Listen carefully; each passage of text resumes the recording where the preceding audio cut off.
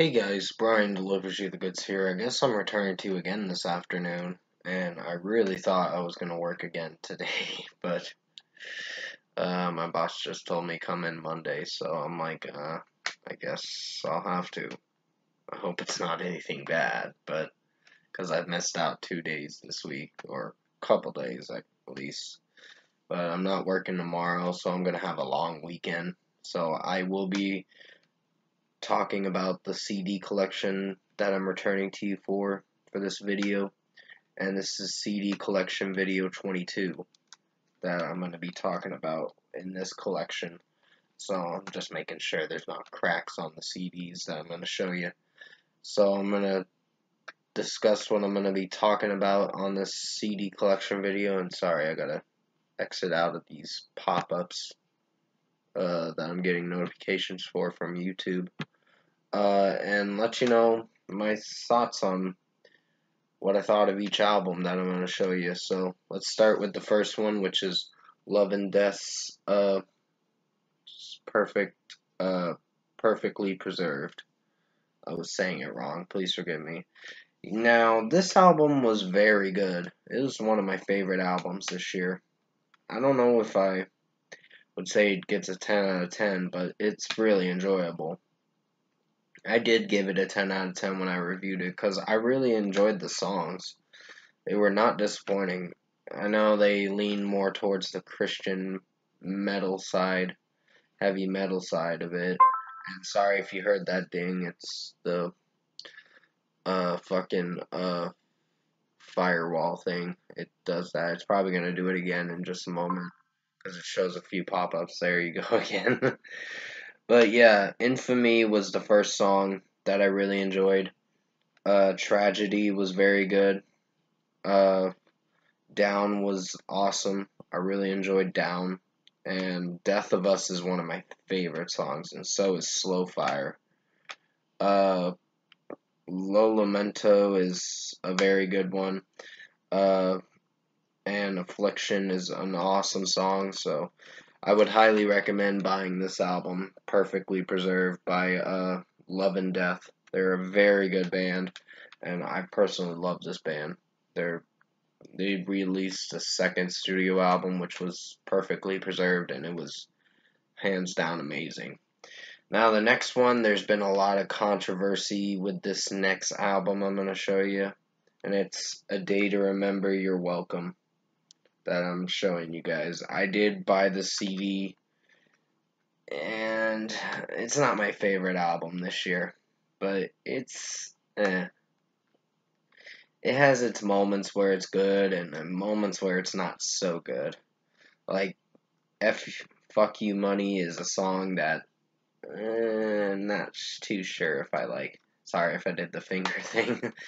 I was just cringing at that part of the song. Uh, that song kind of makes me cringe a bit. So does High Diving a bit. Bloodsucker is okay. It's not amazing, but a lot of people are hyping this up to be the worst album this year, which that's their choice if they want to.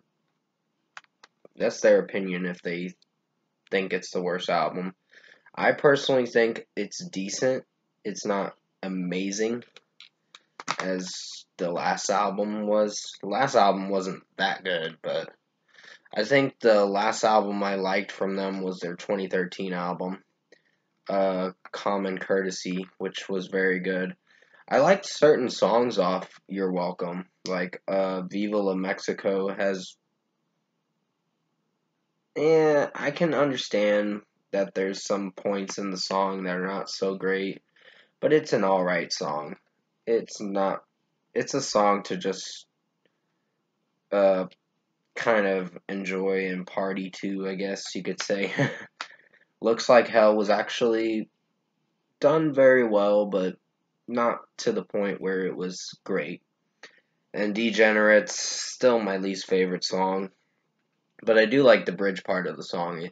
The song is growing on me, but as I listen to the album over and over, which I have been listening to it a little bit more, I think my favorite song on here has got to be Last Chance to Dance, Bad Friend, and Resentment. Brick Wall has, I've really distanced myself from that song. I'm sorry if I'm talking about it for a few minutes. Mind Reader is alright. Reentry was alright. Permanent was pretty solid. And Everything We Need was a solid track. Not their best, but it's solid. So if I were to score this album now, I'd give it like a 6.5 or a 7. So yeah, it's not going to get a high rating. So the album I showed you guys was A Day to Remember's You're Welcome. And Jeremy Spencer is a great singer, just I think they should have worked a little harder on this album. And they took 5 years of a break, and this is the crap they came up with.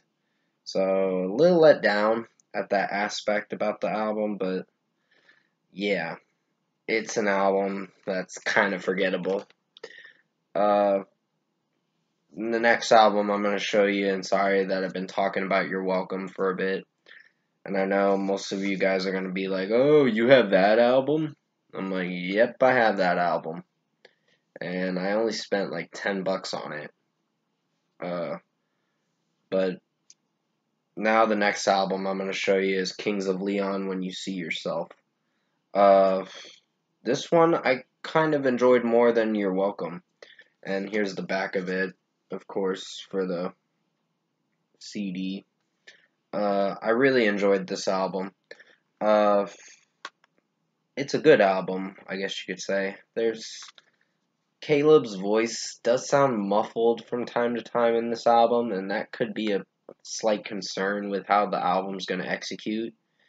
But the songs are well written, and certain songs are well played, but when you get towards 6 through 11, it starts to become a bore fest, but a slugfest to get through or whatever.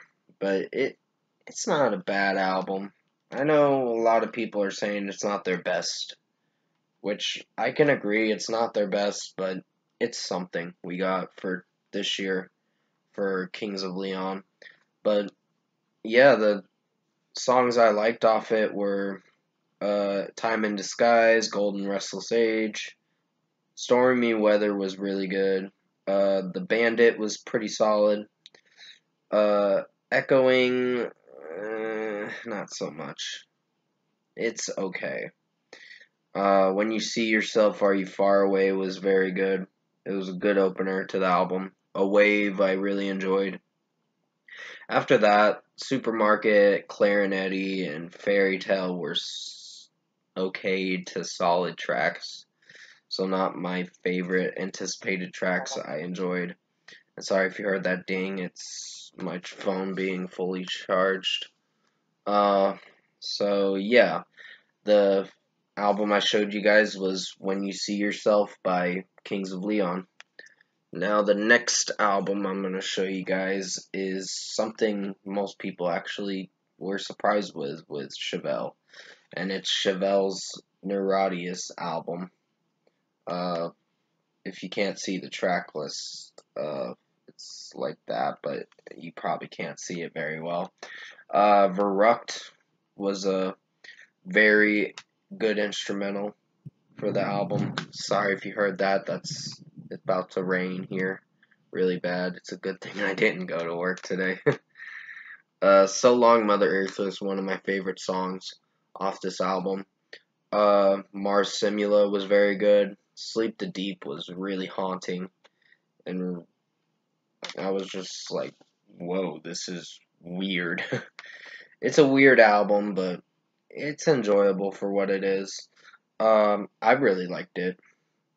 Sleep Self-Destructor was a very good one. I almost said Sleep the Deep again. Pistol Star, Gravity Heals was enjoyable. Wormhole was only like 19 seconds, so it wasn't long. Peach is really starting to grow on me. But Remember When is one of their weaker ones, but it's not their best. So if I were to score this now, I'd give it like an 8.5 out of 10 or something like that. So yeah, the next album I showed you guys was I think towards the end of the album it got a little slow and just a little dull from time to time, but that's just my opinion. Neurodius was a very good one. Nothing is real, and this is a simulation, is what it stands for. Was a pretty outstanding album. It was probably Chevelle's best album up to date. So the album I showed you guys, I think for the fourth album I showed you, was Chevelle Neurodius, and I'm gonna show you one more album, then I gotta end this video.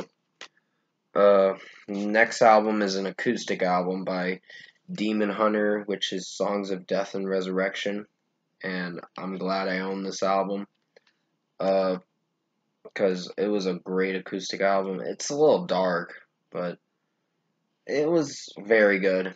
I think it was well done and well written, and well musically it was very haunting from time to time. My Throat is an Open Grave's resurrected version was not too bad. It was pretty good. Dead Flowers was nice. Heart of a Graveyard was good. I really love Praise the Void. It's one of my favorite songs. I Am a Stone was not too bad. Loneliness is the acoustic cover to the song Loneliness that they made back in their Peace album. Then I Will Fail You was good. Blood in the Tears was pretty nice. My Heartstrings Come Undone was a pretty haunting song. But Deteriorate is one that will definitely make you cry, because it sounds really nice and really sad too. But I really enjoyed this acoustic album that Demon Hunter made. So yeah, the last album I'm going to show you in this video was the Demon Hunter Songs of Death and Resurrection, and definitely go pick up this copy if you haven't gotten it. That's going to be it for CD Collection Video 22. I'm sorry I can't talk about the other two I wanted to talk about, but it'll be in the next CD collection, which will probably be in a couple days or so when I come around to doing it.